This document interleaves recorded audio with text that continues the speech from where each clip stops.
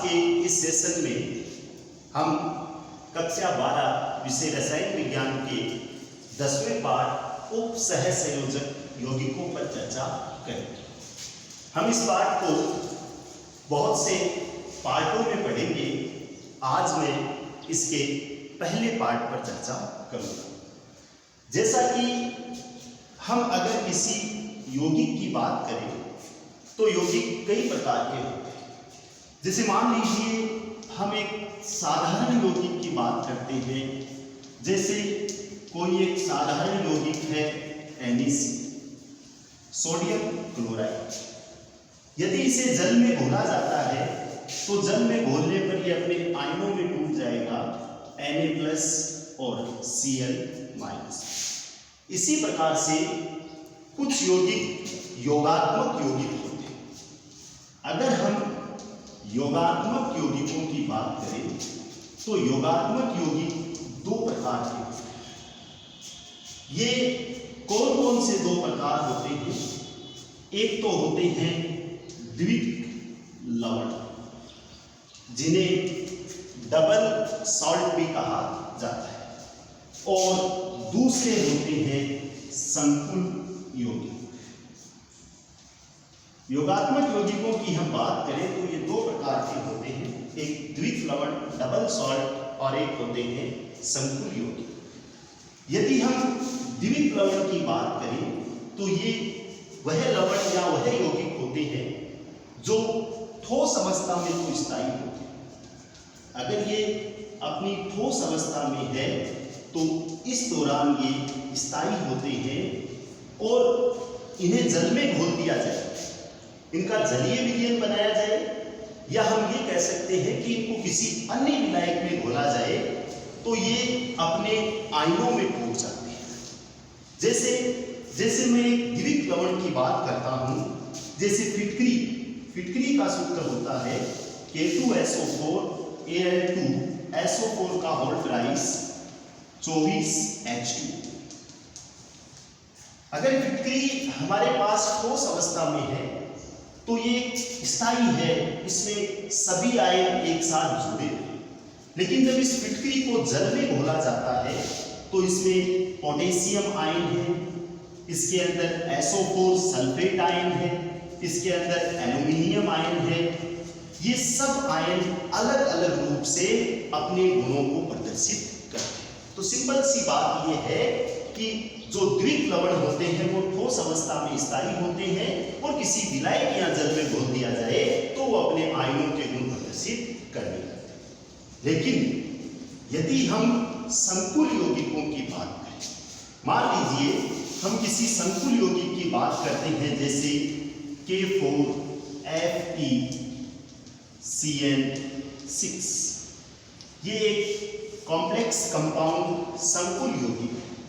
संकुल यौगिक ठोस अवस्था में और जलीय अवस्था में, दोनों ही अवस्थाओं में स्थायी है। ठोस में भी अपने आयनों के गुण अलग से प्रदर्शित नहीं करते और जलीय अवस्था में भी अपने आयनों के गुण अलग से प्रदर्शित नहीं करते। अगर हम इसे जल में घोलते हैं तो यहाँ ये नहीं होगा कि Fe+2 अपने अलग से गुण प्रदर्शित कर रहा है और Cn- अपने गुण अलग से प्रदर्शित कर रहा है। ये एक संकुल की भांति व्यवहार करते हैं, एक कॉम्प्लेक्स की भांति व्यवहार करते हैं। इस प्रकार के यौगिकों को उप सहसंयोजक यौगिक या इन्हें हम सामान्यतः संकुल यौगिक कॉम्प्लेक्स कंपाउंड भी कहते हैं। तो जो आज का हमारा टॉपिक है, जो चैप्टर है उप सहसंयोजक यौगिक, इसके ऊपर हम संकुल यौगिकों पर चर्चा करेंगे। जैसे हमने एक उदाहरण के लिए K4FeCN6 एक संकुल यौगिक पर चर्चा की। आप देखिए इसमें दो चीजें हमें दिखाई दे रही है। बाहर ये पोटेशियम K4 दिखाई दे रहा है और ये जो बड़े कोष्ठक में लिखा हुआ दिखाई दे रहा है ये FeCN6। अगर हम इस Fe की बात करें तो ये एक केंद्रीय आयन या केंद्रीय परमाणु है, और अगर हम Cn की बात करें तो Cn यहाँ क्या है? Cn यहाँ लिगेंड है। ये जानना जरूरी है कि लिगेंड क्या होती है।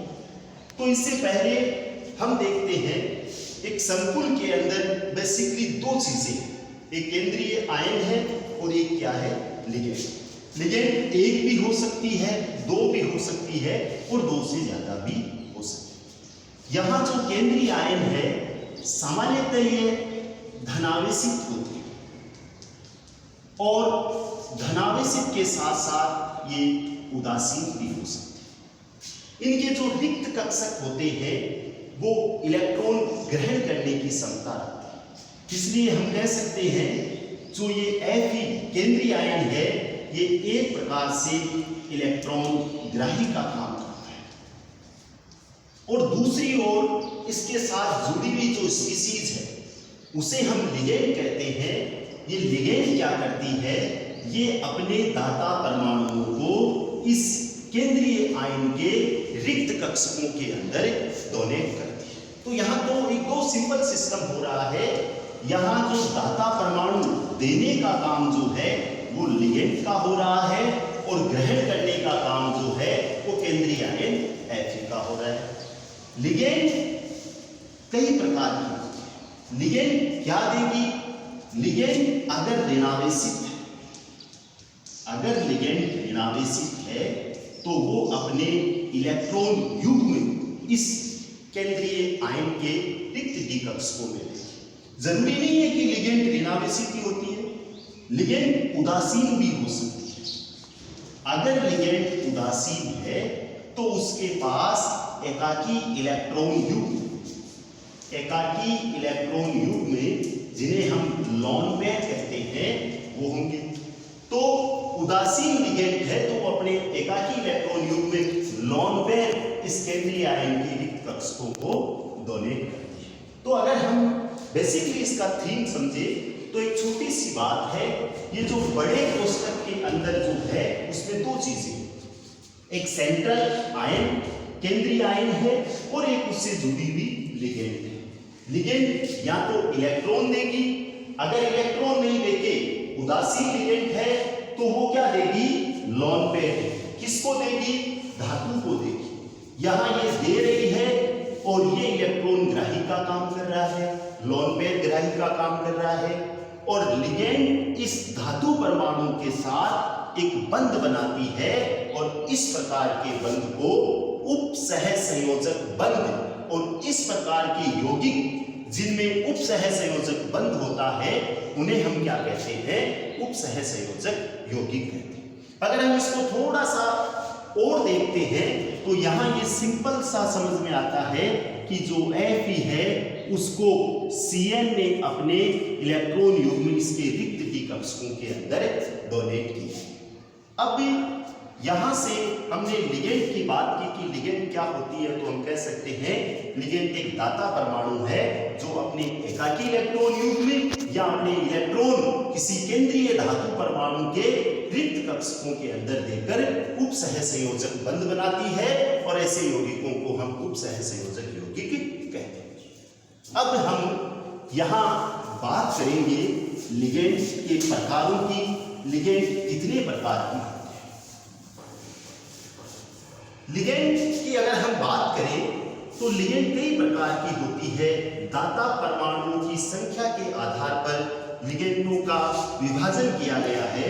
जैसे मान लीजिए एक दंतुक लिगेंड, एक दंतुक लिगेंड हमें नाम से पता चल रहा है वह लिगेंड जिसके पास एक दाता परमाणु हो, यानी वो एक दाता परमाणु किसी केंद्रीय धातु परमाणु को या धातु आयन को दे सकती है।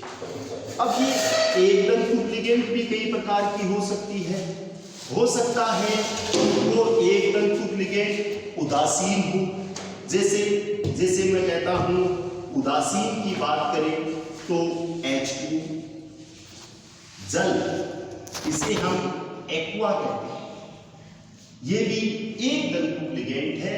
इसमें ऑक्सीजन परमाणु जो दाता परमाणु की भांति व्यवहार कर रहा है, इसके पास लॉन पेयर है और ये अपने लॉन पेयर धातु परमाणु को डोनेट करती है।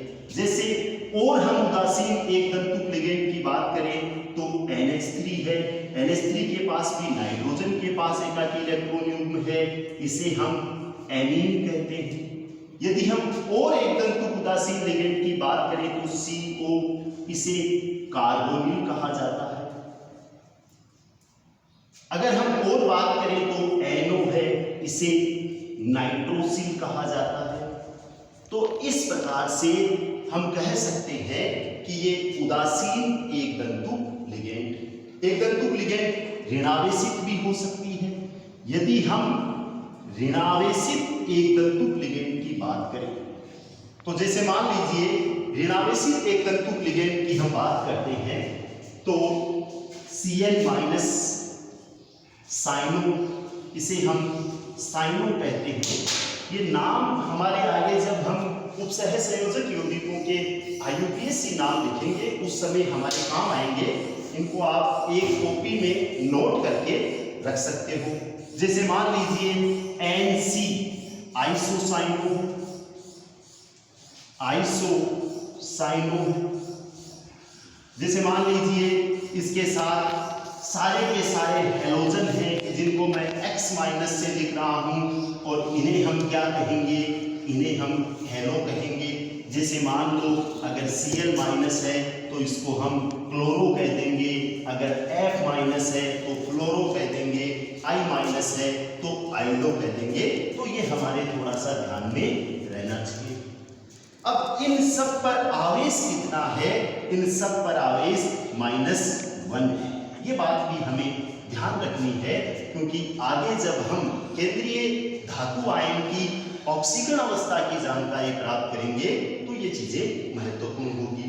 एक तंतु लिगेंड है, ऋणावेशित लिगेंड है, लेकिन उस पर आवेश -1 नहीं उससे ज्यादा है।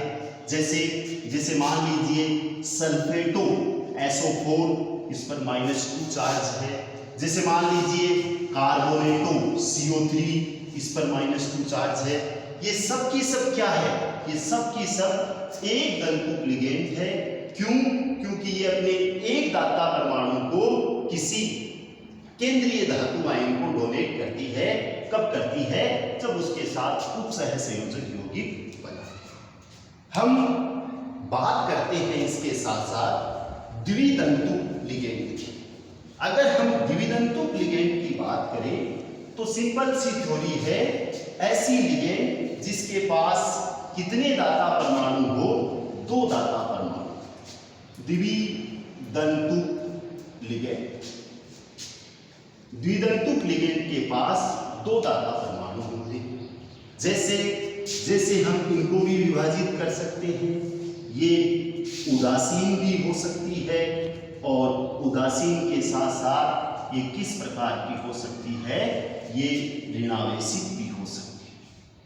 जैसे उदासीन द्वितंतु की बात करें तो एथिलीन डाइएमीन CH2, इसे एथिलीन कहते हैं। और अगर इससे 2 NH2 जुड़े हुए, एक इस तरफ और एक NH2 मैंने इस तरफ जोड़ दिया है।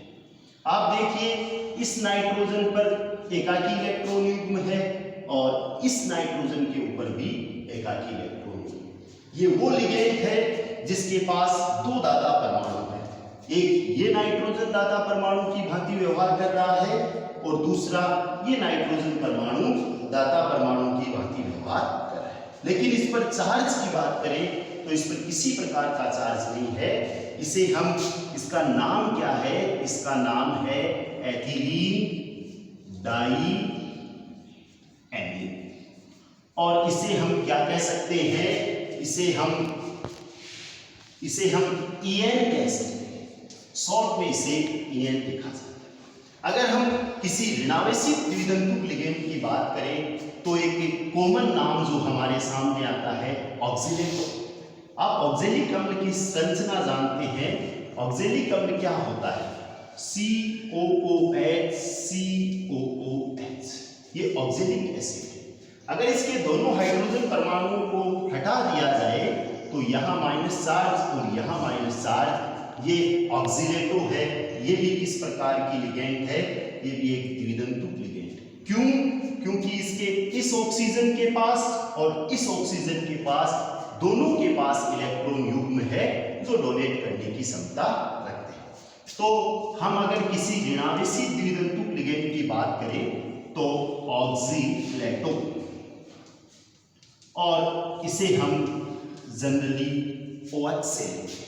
अगर हम इसकी संरचना देखें तो COO माइनस, और दूसरे को हम यहां बना सकते हैं COO माइनस।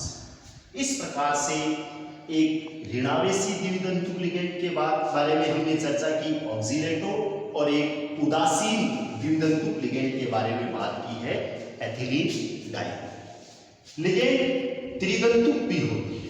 अब इसमें थोड़ा थोड़ा हमें यह आइडिया होता है, एक तंतुक लिगेंड है उसके पास दाता परमाणु 1 है, द्वितंतुक लिगेंड है उसके पास दाता परमाणु 2 है। अगर कोई त्रितंतुक लिगेंड है, अगर मैं यहां बात करता हूं त्रितंतुक लिगेंड की, तो इसके पास दाता परमाणु कितने होंगे? 3। जैसे मान लीजिए परीक्षा में एक प्रश्न आ जाता है कि किसी एक त्रितंतुक लिगेंड का उदाहरण दीजिए और उसकी संरचना बनाए। तो एक सामान्य उदाहरण की हम बात करते हैं, जैसे ये CH2 एथिलीन। अगर मैं इस एथिलीन से एक एमीन NH जोड़ देता हूं और इस तरफ भी मैं इसको एथिलीन से जोड़ देता हूं CH2, इधर अपन एक NH2 जोड़ देते हैं और इस तरफ भी एक NH2 जोड़ देते हैं। इसके पास एक लोन पेयर है, इसके पास एक लोन पेयर है, इसके पास एक, इसका नाम है, इसमें 2 एथिलीन है, इसको कह सकते हैं डाई एथिलीन, और 3 एमीन समूह है इसलिए इसको कह सकते हैं डाई एथिलीन ट्राई एमीन। ये क्या है? ये एक त्रितंतुक लिगेंड है। क्यों? क्योंकि इसमें दाता परमाणु कितने हैं? 3 नाइट्रोजन परमाणु जो है वो दाता परमाणु की भांति व्यवहार कर रहे हैं।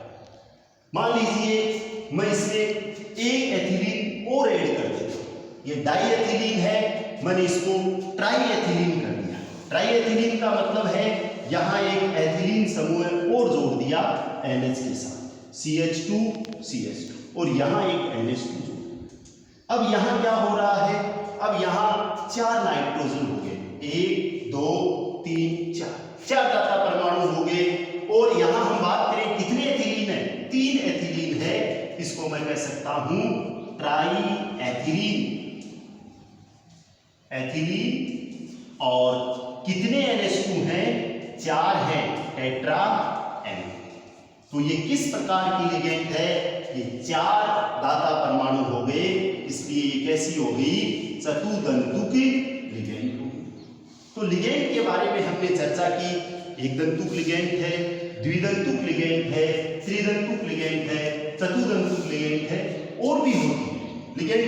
ऐसी भी लिगेंड होती है जो दाता परमाणुओं की संख्या जिनके पास 5 हो, उन्हें हम पंचतंतुक लिगेंड कहते हैं।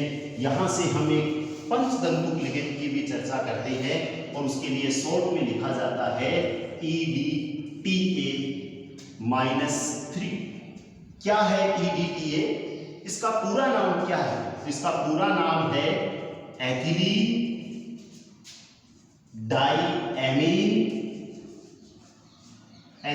डाईएमीन ट्राई एसीटेट। ये महत्वपूर्ण है, इसकी संरचना महत्वपूर्ण है।